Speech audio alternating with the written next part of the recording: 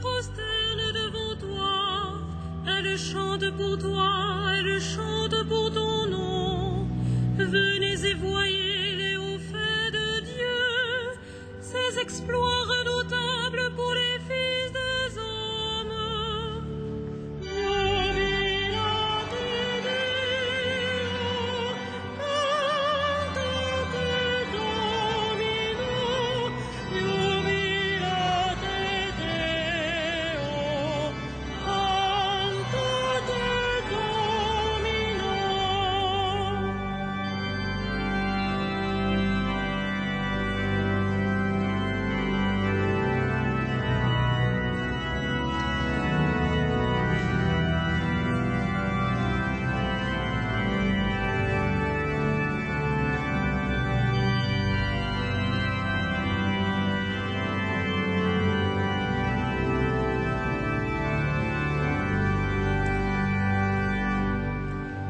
Ils changent la mer en terre ferme, ils passèrent le fleuve à pied sec. De là, cette joie qu'il nous donne, il règne à jamais par sa puissance.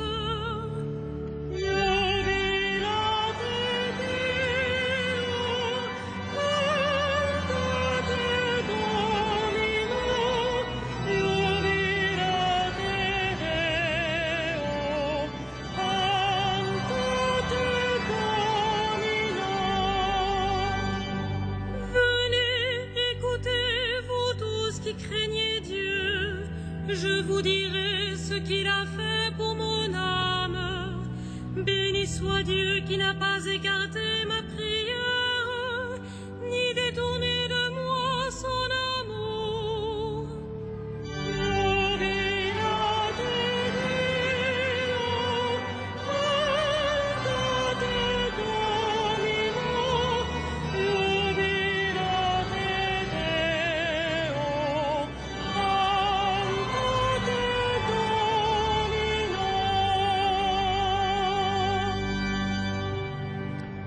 Au nom du Père et du Fils et du Saint-Esprit, la paix soit avec vous. Frères et sœurs, à l'heure où nous commençons cette messe, le pape Benoît XVI s'apprête à quitter le Liban après 2 jours et demi d'un voyage important, très dense, comme vous avez peut-être pu le suivre, grâce aux reportages des différentes télévisions et radios et journaux, mais peut-être surtout grâce au reportage de KTO. Peut-être les téléspectateurs de KTO peuvent-ils nous rejoindre maintenant, et je les salue alors. Notre archevêque, le cardinal André XXIII, participait à ce voyage lui aussi. Il est en train de revenir à Paris. Et cet après-midi, Monseigneur Yocreux, qui était évêque de Pontoise, a fait ses adieux à son ancien diocèse avant de partir pour la Guadeloupe, puisqu'il a été nommé, vous le savez, évêque de Basse-Terre. Voilà, nous rendons grâce à Dieu, frères et sœurs, pour tout ce qu'il donne à son Église. Dans notre diocèse, nous avons la joie, dans ce week-end aussi, d'avoir pu célébrer l'ordination de 5 diacres en vue du sacerdoce. Nous rendons grâce à Dieu pour tous ces dons qu'il nous fait. Nous rendons grâce au Christ Seigneur qui rend son Église vivante. Et nous lui demandons de nous fortifier dans le témoignage de la foi, dans la fidélité de la foi. Dans un monde toujours difficile, il a toujours été et le sera toujours, puissions-nous porter la lumière du Christ avec un cœur libre et joyeux. Humblement, frères et sœurs, préparons-nous donc à célébrer le sacrifice de la messe en reconnaissant que nous avons péché. Je confesse à Dieu Tout-Puissant, je reconnais devant mes frères que j'ai péché en pensée, en parole, par action et par omission. Oui, j'ai vraiment péché. C'est pourquoi je supplie la Vierge Marie, les anges et tous les saints, et vous aussi, mes frères, de prier pour moi le Seigneur notre Dieu. Que Dieu Tout-Puissant nous fasse miséricorde, qu'il nous pardonne nos péchés et nous conduise à la vie éternelle.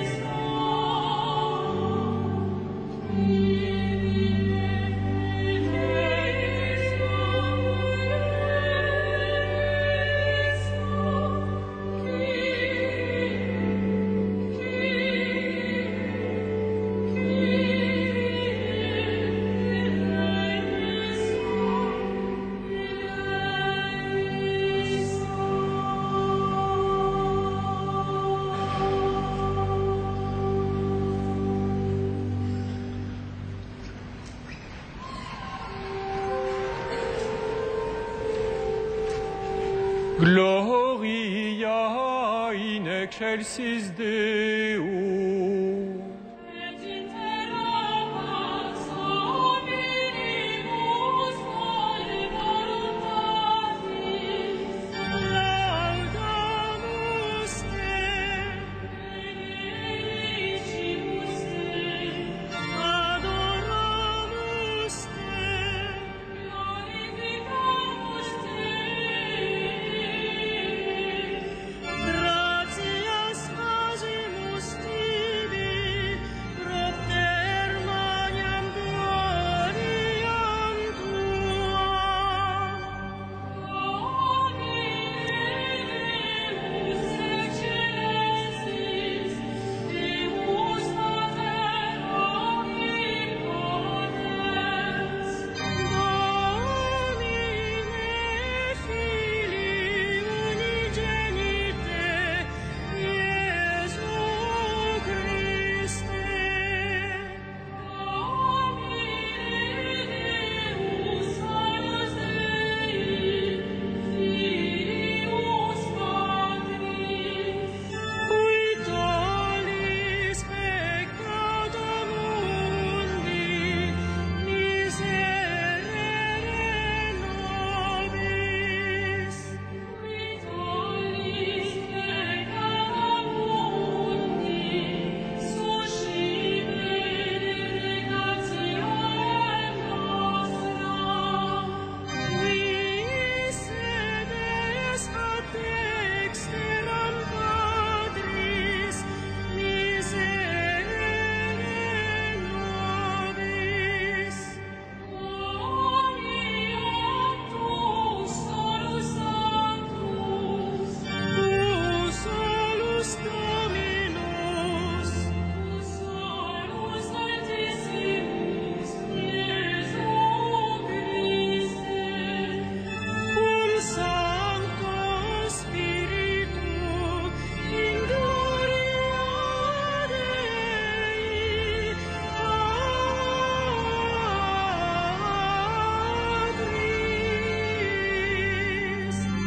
Amen.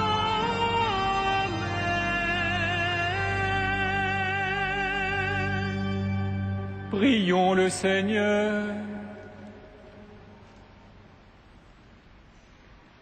Dieu, créateur et maître de toutes choses, regarde-nous, et pour que nous ressentions l'effet de ton amour, accorde-nous de te servir avec un cœur sans partage, par Jésus-Christ, ton Fils, notre Seigneur et notre Dieu, qui règne avec toi et le Saint-Esprit, maintenant et pour les siècles des siècles.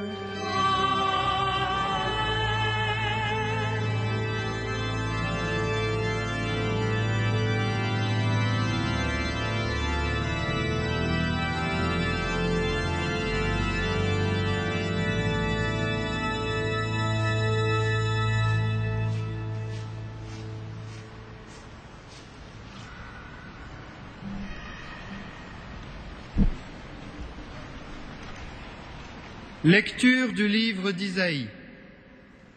Parole du serviteur de Dieu. Le Seigneur Dieu m'a ouvert l'oreille, et moi, je ne me suis pas révolté, je ne me suis pas dérobé.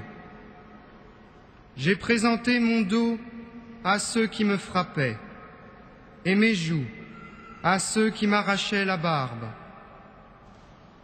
Je n'ai pas protégé mon visage des outrages et des crachats. Le Seigneur Dieu vient à mon secours. C'est pourquoi je ne suis pas atteint par les outrages. C'est pourquoi j'ai rendu mon visage dur comme pierre.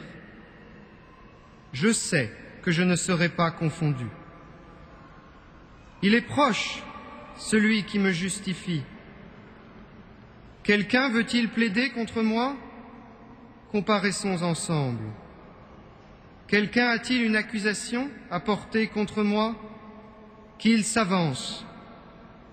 Voici le Seigneur Dieu qui vient prendre ma défense. Qui donc me condamnera? Parole du Seigneur.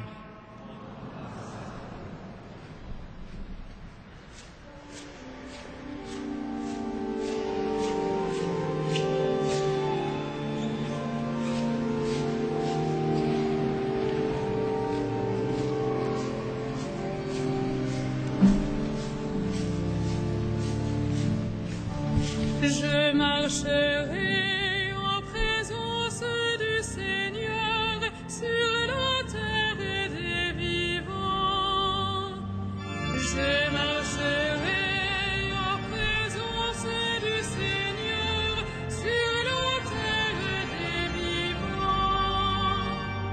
J'aime le Seigneur, il entend le cri de ma prière, il incline vers moi son oreille. Toute ma vie je l'invoquerai.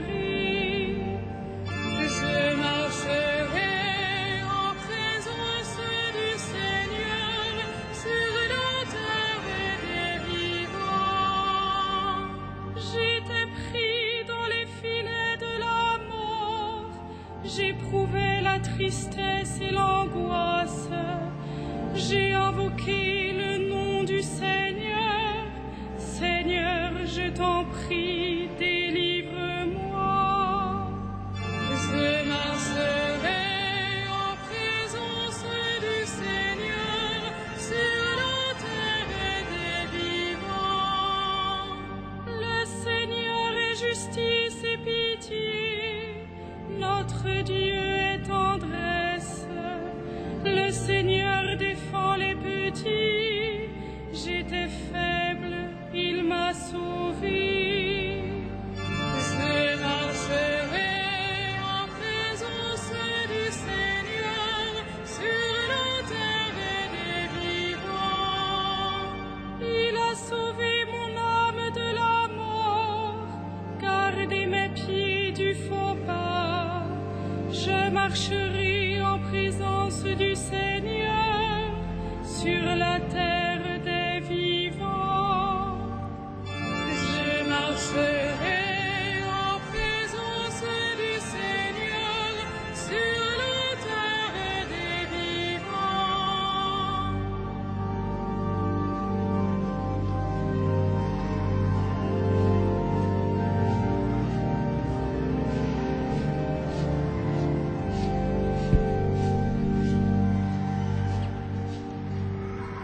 Lecture de la lettre de Saint Jacques.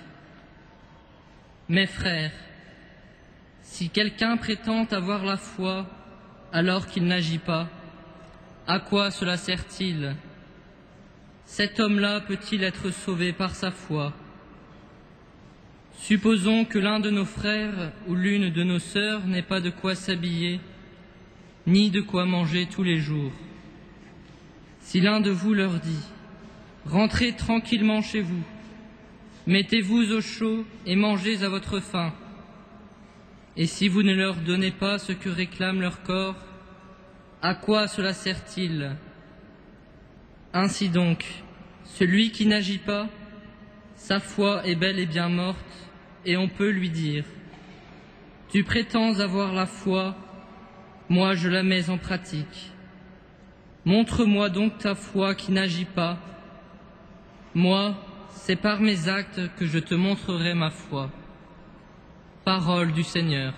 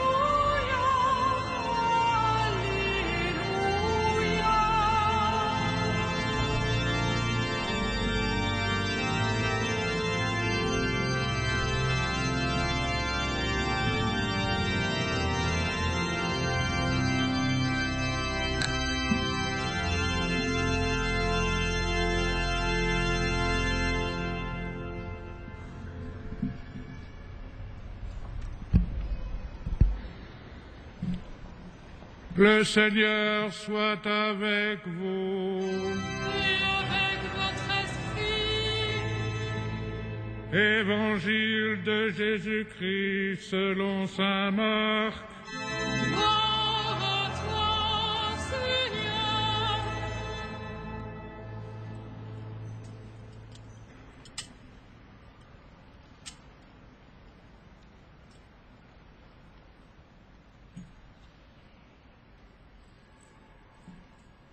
Jésus s'en alla avec ses disciples vers les villages situés dans la région de Césarée de Philippe. Chemin faisant, il les interrogeait. « Pour les gens, qui suis-je » Ils répondirent « Jean-Baptiste, pour d'autres Élie, pour d'autres un des prophètes. » Il les interrogeait de nouveau. « Et vous, que dites-vous? Pour vous, qui suis-je » Pierre prend la parole et répond « Tu es le Messie. » Il leur défendit alors vivement de parler de lui à personne.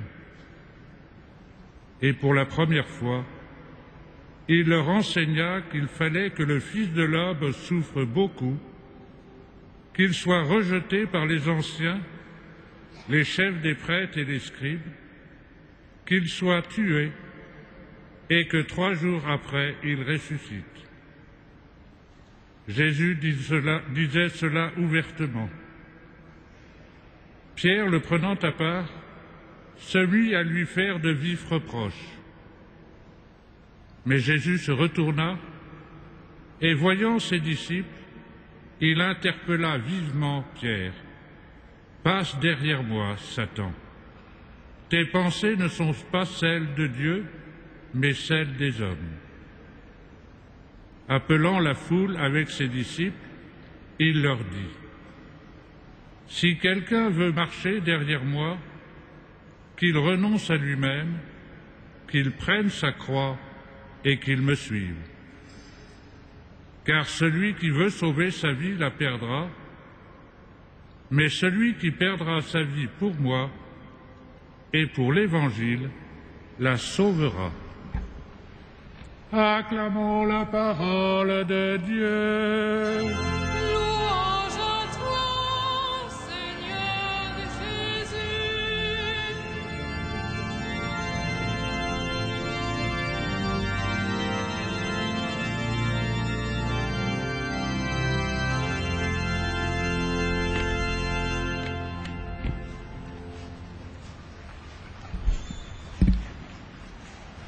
Et vous, qui dites-vous que je suis?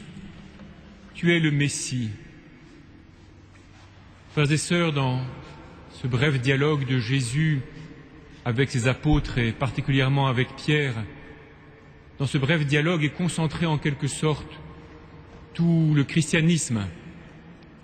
Être chrétien, ce n'est rien d'autre que reconnaître en Jésus le Messie, c'est-à-dire celui qui a reçu l'onction de Dieu, celui qui est rempli de l'Esprit Saint, de sorte qu'il puisse le communiquer aux autres, ou pour le dire peut-être en termes plus simples, plus concrets, et après tout plus décisifs, le Messie, c'est celui par qui et en qui Dieu tient toutes ses promesses.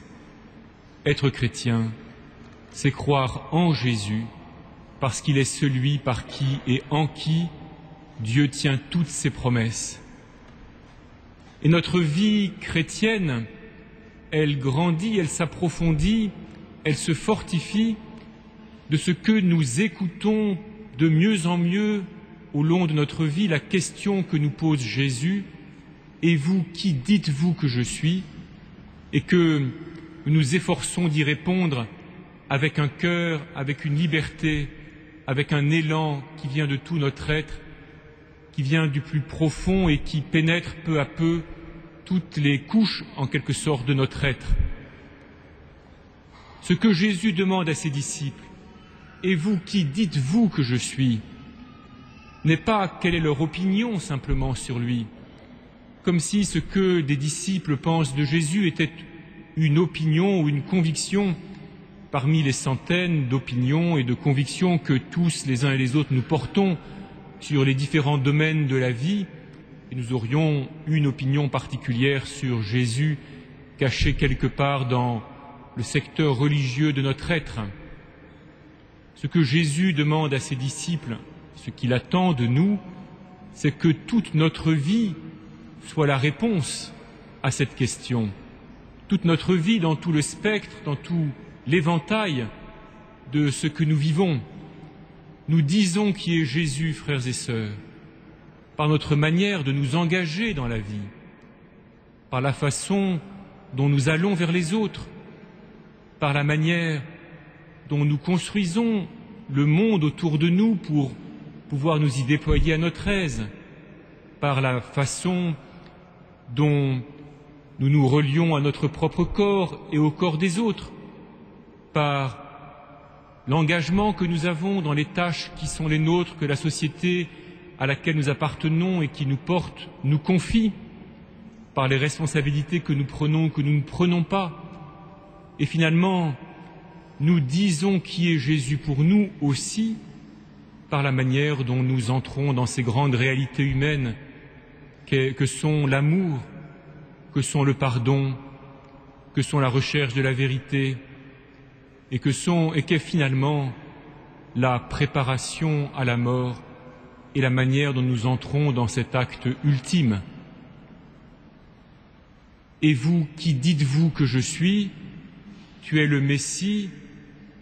Cette question, nous nous aidons mutuellement, frères et sœurs, lorsque nous nous rassemblons pour l'Eucharistie dominicale, nous nous aidons mutuellement à l'entendre avec plus de force, plus de vérité, et nous nous affermissons les uns les autres aussi dans la réponse que nous y apportons. Dans notre vie paroissiale, dans le diocèse, en participant à la vie de l'Église d'une manière ou d'une autre, nous découvrons comment, autour de nous, les uns et les autres entendent cette question et y répondent, et nous nous trouvons encouragés, stimulés à écouter davantage et à répondre avec plus de liberté, plus de force, plus de courage aussi peut-être. Car Jésus ne nous raconte pas d'histoire. Il n'est pas venu pour nous rendre la vie plus facile.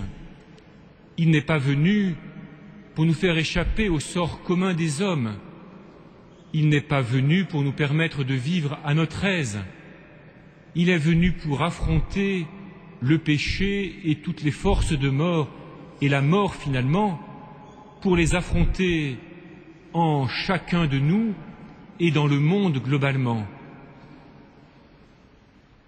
Répondre à la question de Jésus, dire qui il est, c'est d'une part se réjouir de pouvoir avec Pierre et tous les autres apôtres, avec l'Église entière et tous les saints qui l'ont composé, pouvoir dire « tu es le Messie », mais c'est aussi, frères et sœurs, accepter d'être entraînés par Jésus à devenir nous aussi des acteurs du salut du monde entier. Et facilement, nous nous réjouissons de pouvoir avec d'autres confesser notre foi dans la joie de la communion que nous découvrons alors. Et bien sûr, bien normalement, nous tremblons un peu à l'idée que nos vies, à partir du moment où nous confessons notre foi en Jésus, non plus simplement comme échelle le petit bonheur que nous pouvons nous fabriquer, mais que nos vies doivent aussi contribuer au salut du genre humain, chacun de nous selon la part que Dieu lui a réservée. Et c'est pourquoi nous nous rassemblons le dimanche, c'est pourquoi nous célébrons ensemble le Christ ressuscité. Dans la messe, nous goûtons qu'il est là avec nous tous les jours jusqu'à la fin des temps. Dans la messe, nous nous réjouissons de voir que d'autres communient avec nous dans la même foi, accueillent cette présence, s'en laissent saisir et acceptent d'être conduits plus loin sur un chemin qui est pour chacun particulier, mais qui pour nous tous nous entraîne là où nous n'aurions pas envisagé d'aller. Alors, nous connaissons nos faiblesses, Nous savons nos pauvretés, nos misères, avancer sur le chemin à la suite du Christ. Cela peut nous faire peur. Nous pouvons nous demander si vraiment nous avons le droit de considérer que moi, avec mes pauvretés, avec mes misères, je suis vraiment appelé, non pas seulement, encore une fois, à profiter de ce que Jésus peut me donner, mais aussi à agir, à œuvrer pour le salut de tous à la suite du Seigneur. Il nous faut alors, frères et sœurs, entendre ce que nous dit le prophète Isaïe. Bien sûr, cette prophétie s'applique d'abord à Jésus, le serviteur de Dieu, celui qui est sans péché, celui qui peut être sûr que Dieu le Père veille sur lui parce que tout de lui plaît à Dieu le Père. Mais à nous, ses disciples, à nous qui sommes baptisés, qui sommes donc plongés dans sa mort et sa résurrection, Jésus donne de pouvoir abriter notre médiocrité dans sa sainteté à lui. Et nous osons donc croire, nous osons donc savoir que Dieu, lui, vient à notre secours, qu'il prend notre défense, que si les autres trouvent que nous ne sommes pas à la hauteur toujours du Christ, que si notre manière de vivre n'a pas toujours la transparence, la lumière, la beauté que devrait avoir la vie d'un disciple de Jésus qui dit par toute sa vie qui est Jésus, le peu que nous faisons, les efforts dans lesquels nous entrons, le combat spirituel auquel nous consentons, le Seigneur s'en réjouit, il l'accepte, il l'accueille. Nous pouvons l'abriter en Jésus et Dieu le Père ne permettra pas que nous soyons confondus. Lui qui voit le fond des cœurs, il sait ce que nous essayons de vivre. Alors, frères et sœurs, les lectures de ce jour nous donnent 2 critères pour vérifier si nous avançons vraiment sur le chemin de Jésus. Le premier nous est fourni par l'épître de Jacques. Vous l'avez entendu, la foi ne peut qu'être agissante. La foi vraie doit conduire à l'action.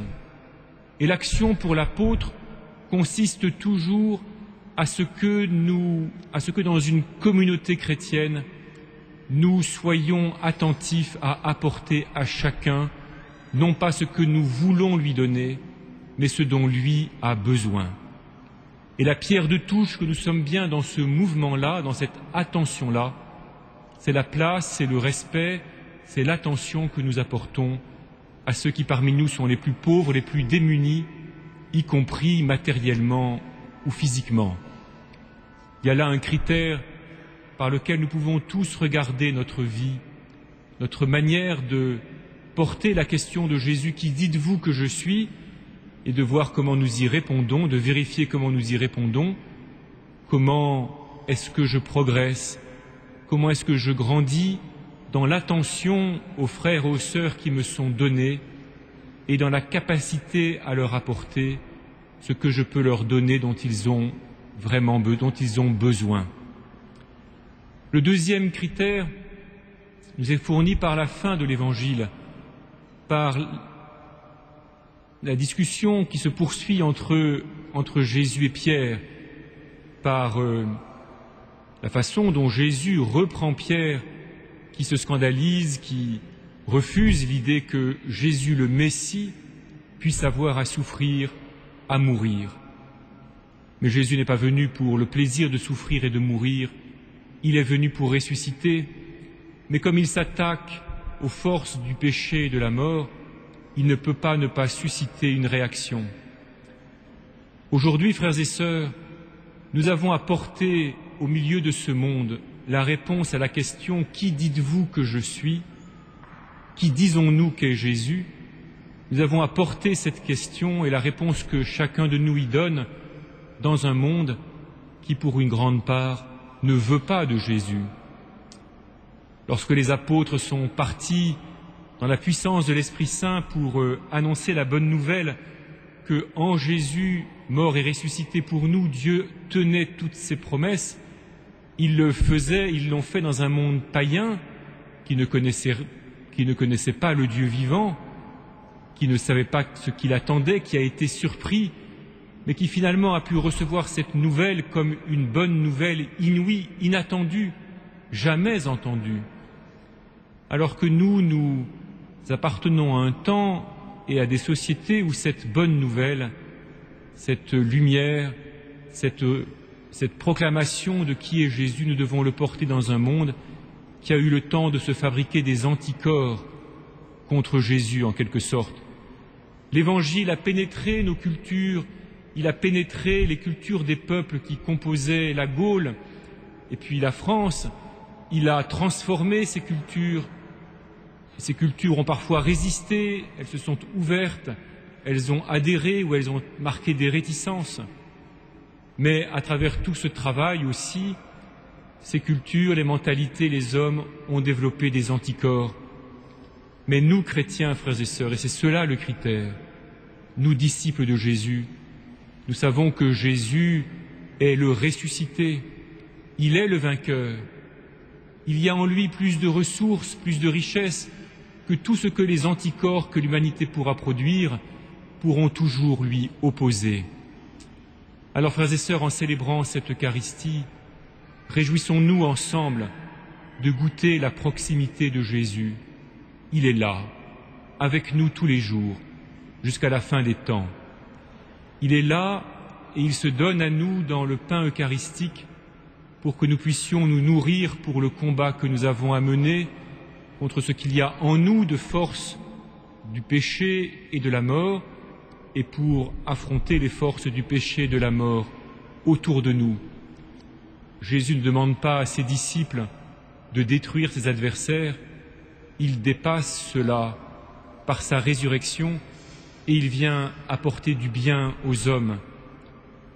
Lorsque nous communions et que le prêtre nous présente l'hostie, le pain consacré en nous disant le corps du Christ, nous répondons Amen. C'est ainsi, je crois, c'est solide. Puisse, frères et sœurs, toute notre vie dire d'une façon ou d'une autre au monde qui nous entoure que en Jésus, Dieu tient toutes ses promesses et que Jésus se donne à nous comme notre nourriture pour que nous puissions avancer sur le chemin de la vie, sur le chemin de la vérité et de la charité. Amen.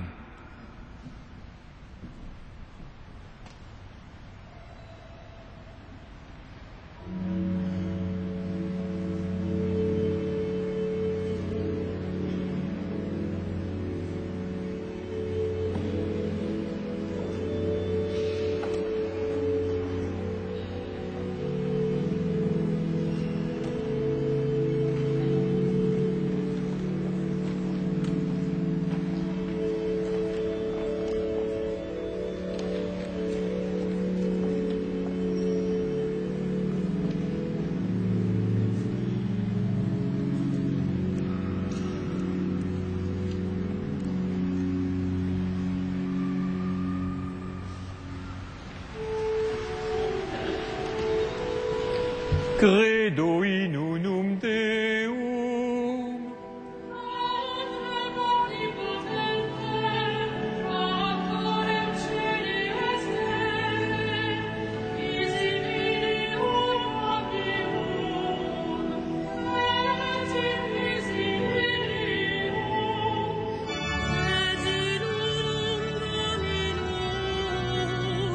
Jesum Christum, Filium Dei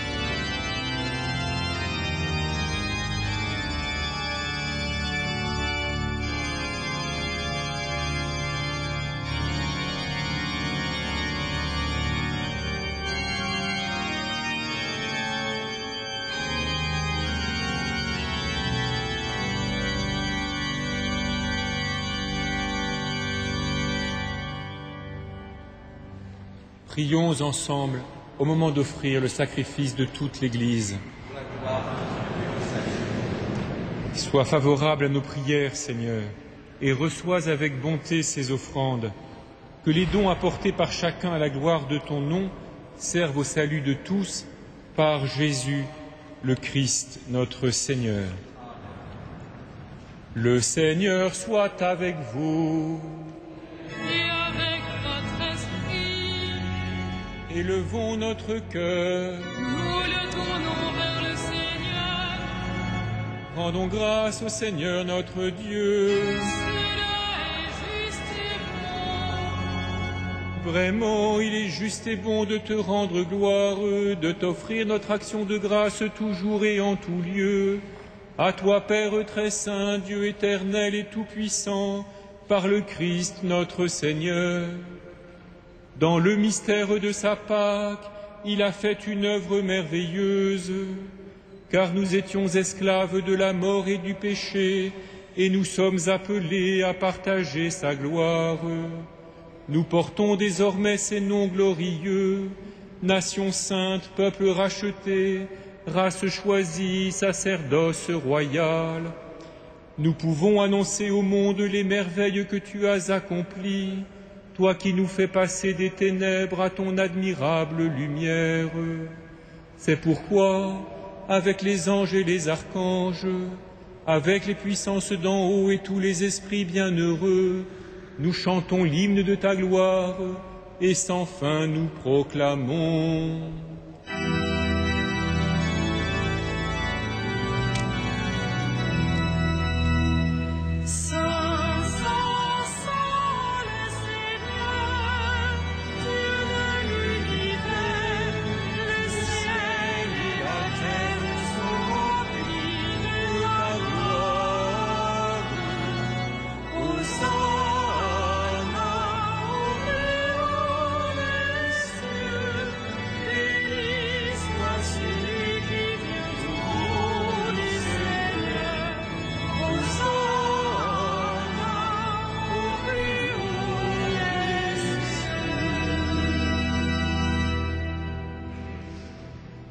Toi qui es vraiment saint, toi qui es la source de toute sainteté, nous voici rassemblés devant toi et dans la communion de toute l'Église en ce premier jour de la semaine, nous célébrons le jour où le Christ est ressuscité d'entre les morts.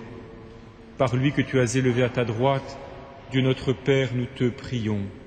Sanctifie ces offrandes en répandant sur elles ton esprit, qu'elles deviennent pour nous le corps et le sang de Jésus, le Christ, notre Seigneur. Au moment d'être livré et d'entrer librement dans sa passion, il prit le pain, en te rendant grâce, il le bénit, il le rompit et le donna à ses disciples en disant : « Prenez et mangez-en tous, ceci est mon corps, livré pour vous. »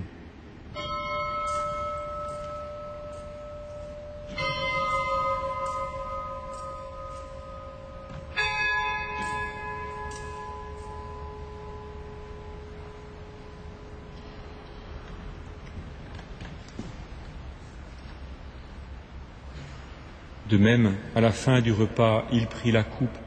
De nouveau, il rendit grâce et la donna à ses disciples en disant : « Prenez et buvez-en tous, car ceci est la coupe de mon sang, le sang de l'alliance nouvelle et éternelle, qui sera versé pour vous et pour la multitude en rémission des péchés. Vous ferez cela en mémoire de moi. »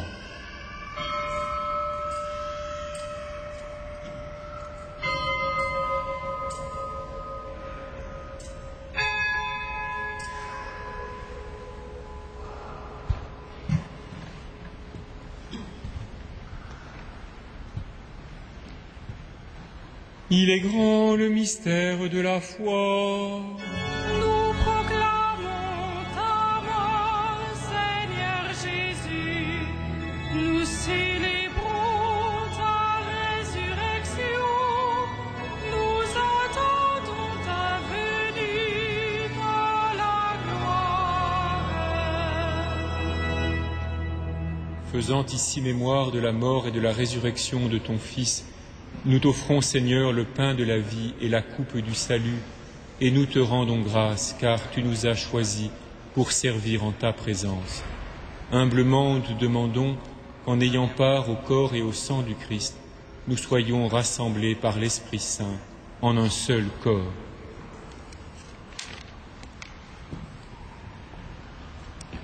Souviens-toi, Seigneur, de ton Église répandue à travers le monde. Fais-la grandir dans ta charité avec le pape Benoît, notre évêque André, ses auxiliaires Éric qui président cette célébration, Jérôme et Renaud, et tous ceux qui ont la charge de ton peuple.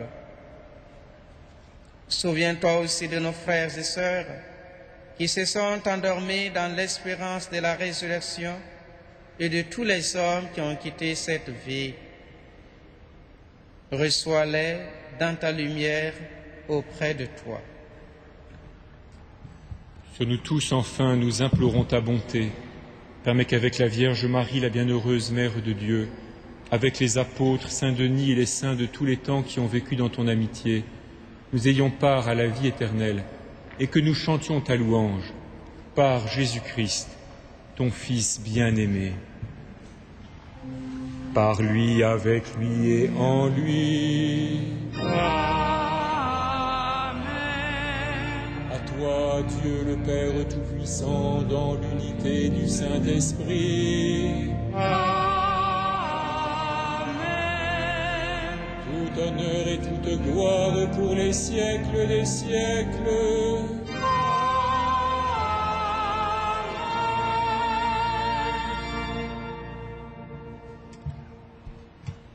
Comme nous l'avons appris du Sauveur, selon son commandement, nous osons dire « Notre Père, qui es aux cieux, que ton nom soit sanctifié, que ton règne vienne, que ta volonté soit faite sur la terre comme au ciel. Donne-nous aujourd'hui notre pain quotidien. Pardonne-nous nos offenses, comme nous pardonnons aussi à ceux qui nous ont offensés. Et ne nous soumets pas à la tentation, mais délivre-nous du mal. Délivre-nous de tout mal, Seigneur, et donne la paix à notre temps. Par ta miséricorde, libère-nous du péché. Rassure-nous devant les épreuves, en cette vie où nous espérons le bonheur que tu promets et l'avènement de Jésus-Christ, notre Sauveur.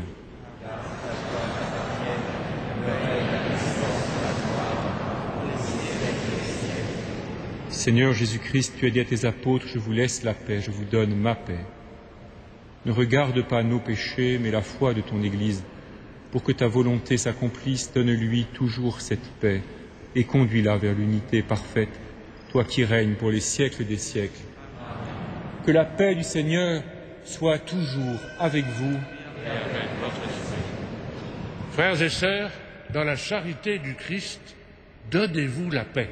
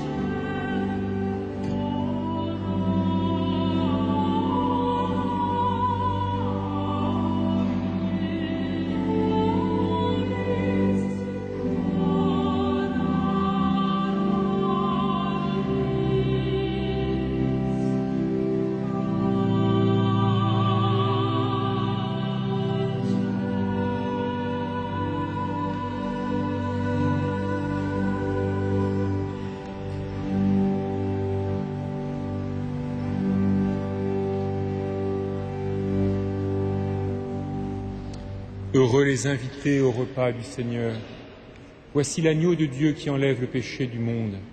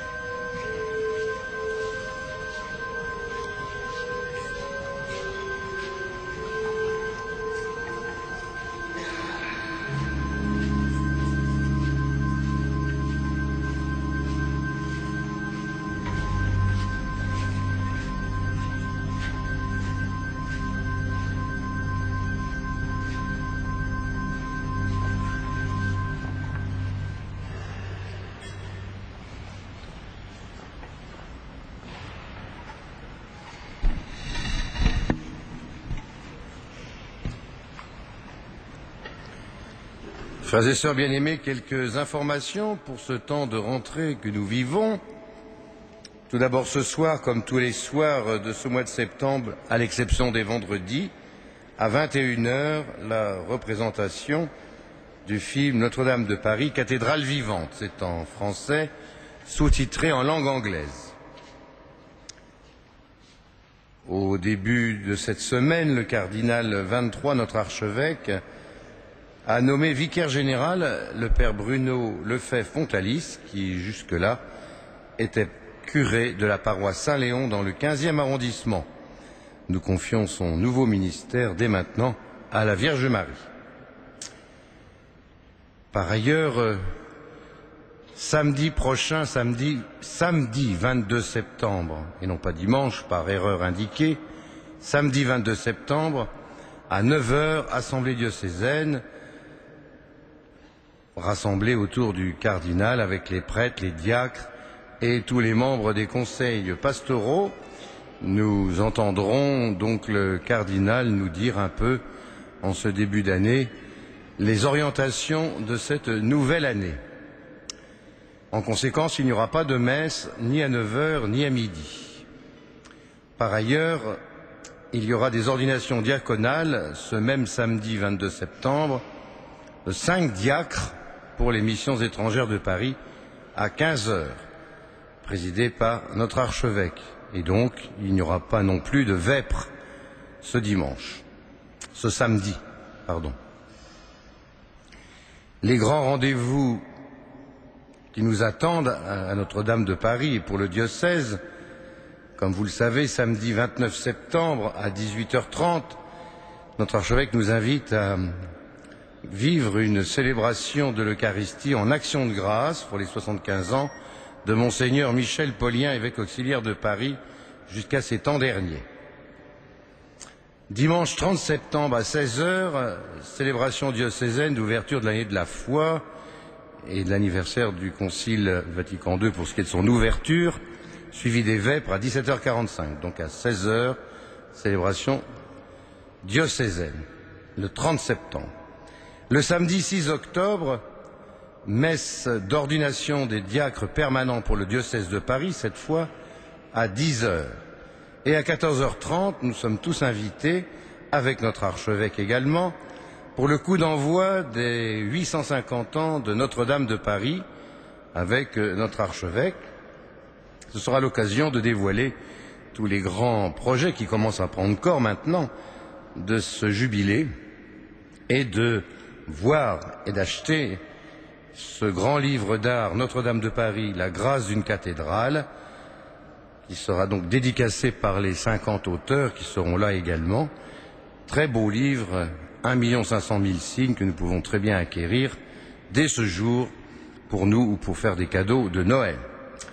Et puis, évidemment, je ne vous rappelle pas, mais je vous le rappelle quand même, le mercredi 12 décembre 2012, l'ouverture du colloque au Bernardin pour le jubilé de la cathédrale dans l'après-midi, et puis à 18 h 30, la célébration eucharistique solennelle de l'ouverture du jubilé de la cathédrale, ici même, bien sûr. Nous prendrons le chemin du jubilé qui est déjà en train de se construire sur le parvis, et nous continuerons de nous tenir au courant de l'avancée de la fonte des cloches. Nous revenons avec Monseigneur de Moulin-Beaufort et une délégation de la cathédrale et du jubilé de la Hollande, où à Astène nous avons assisté avec beaucoup d'émotion à la coulée du bourdon Marie. Ça fait à peu près 6 tonnes 8 de métal en fusion que nous avons vu sous les yeux et qui vient réparer un outrage de plusieurs siècles et qui sans doute prépare des siècles nouveaux à venir sans désemparer. Voilà, mais je crois que je vous ai dit à peu près l'essentiel. Nous allons reprendre maintenant notre assemblée pour la conclure en nous mettant debout.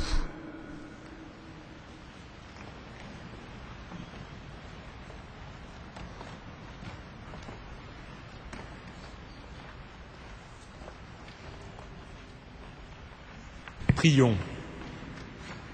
Que la grâce de cette communion, Seigneur, saisisse nos esprits et nos corps, afin que son influence et non pas notre sentiment domine toujours en nous, par Jésus le Christ, notre Seigneur.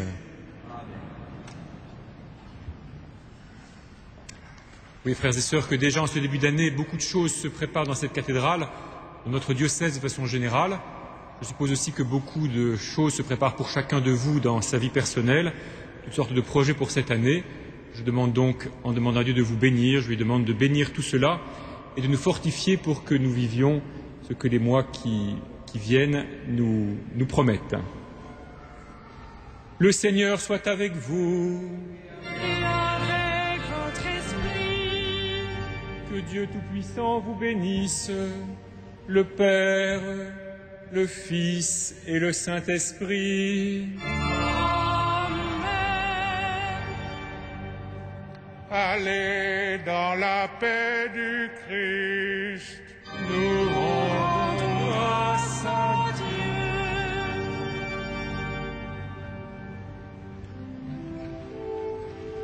Salve Regina.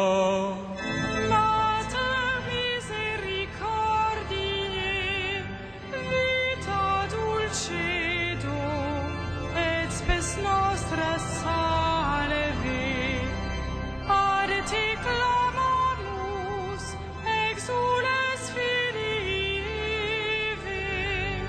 ad te suspiramus, gementes et flentes, in hoc lacrimarum vale.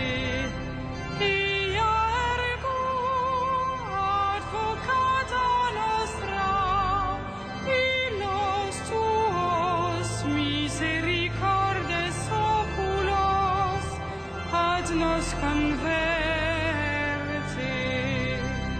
Et Iesum benedictum fructum ventris tui, nobis